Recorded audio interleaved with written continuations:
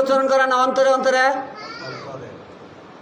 জিহ্বার কাজ হাত দিয়ে করতে পারবেন না, জিহ্বার কাজ জিহ্বার মধ্যে লাগাইলে বুঝবেন, কিন্তু নিয়তের কাজ হলো কলবের দ্বারা। আর নিয়ত করা ফরজ, নিয়তের কাজ হলো কলবের দ্বারা, মুখের দ্বারা না। এই যে আজকে আপনারা জুমার সালাত আদায় করবেন, জুমার সালাতের কত সুন্দর নিয়ত বানাইছে, কুরবানির নিয়ত বানাইছে, তাদের বসে বসে আর কোনো কাজ নাই, তারা খালি বই নিয়ত বানাইছে। ওই সমস্ত আলেমের ব্যাপারে আল্লাহ তাআলা সূরা আহজাবের 70 অথবা 71 নম্বর আয়াতে ইরশাদ করেছেন, ইন্নাহু কানা যালুমান জাহুলা। এই সমস্ত আলেম জালেম। কথাকার ভাই, কথাকার আল্লাহর কথা বুঝে না নাকি?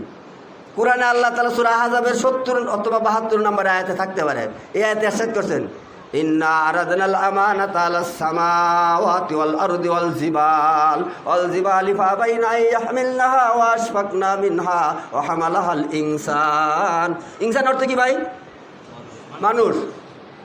আল্লাহ রাসূলের উপর কুরআন অবতীর্ণ করার আগে এই কুরআন আল্লাহ তাআলা আসমানের উপর অবতীর্ণ করতে চাইলেন, আসমান অস্বীকার করলেন, ভয়ে কাঁপতে শুরু করলেন, বলি সুবহানাল্লাহ। তারপর আল্লাহ তাআলা জমিনের উপর কুরআন অবতীর্ণ করতে চাইলেন, জমিন ভয়ে কাঁপতে থাকলেন, ও জমিন অস্বীকার করলেন। তারপরে জিবাল অর্থ পাহাড়, পাহাড়ের উপর অবতীর্ণ করতে চাইলেন, পাহাড় অস্বীকার করলেন, ভয়ে কাঁপতে শুরু করলেন, বলি সুবহানাল্লাহ। তাহলে তারা সকলেই অস্বীকার করলেন, ভয়ে কাঁপতে থাকলেন। ওয়াহামালাহাল ইনসান, ইনসান কুরআন গ্রহণ করলেন। গ্রহণ করার পর আল্লাহ তাআলা কি বলে? ইন্নাহু কানা যালুমান জাহুলা। মানুষ এত জালেম, মানুষ এত জাহেল। জাহেল তারা যারা কিছু নিয়ত বানাইছে, যারা জাহেল হইল তারা নিয়ত বানাইছে, যারা নিয়ত করা না করি না, আমি নিয়ত করবার, দোয়া করবারও না করি না, সব জায়গায় আপনি দোয়া করবেন, কিন্তু সকলে মিলাইয়া সব মিলিতভাবে হাত উড়াইয়া মুখের ভিতরে তেল মালিশ করবেন না। এই মোনাজাত করতে না করি, দুই হাত দিয়ে আমরা কি করি? তেল দেই, কিন্তু মোনাজাতের মধ্যে দুই হাত দিয়ে এরকম তেল মালিশ করার জন্য না করি, কিন্তু দোয়া করবেন, সর্ব অবস্থায় দোয়া করবেন। দোয়া তো আপনার ইবাদত। দোয়া কি? আপনার ইবাদত।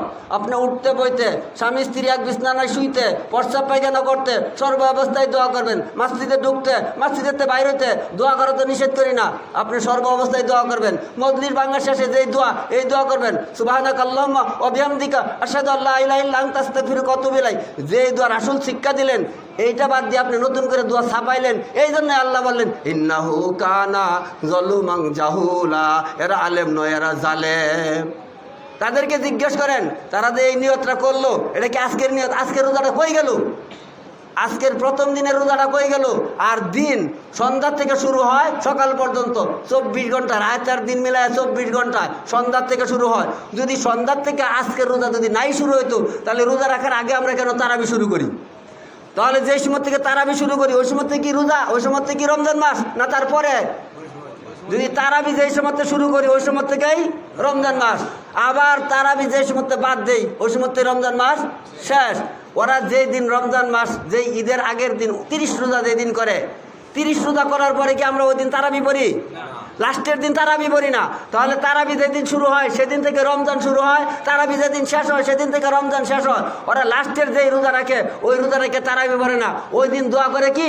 আসুম্মা গাদাম মিন শারি, আমি আগামী দিনে রোজা রাখলাম। এই বেকুব, এটা বুঝে না, এটাও বুঝে না, সেই ঈদের দিন রোজা রাখলো। কাজেই নিয়ত করা যাবে, কিন্তু নিয়ত মুখে উচ্চারণ করা যাবে না। মুখে নিয়ত উচ্চারণ করবেন না।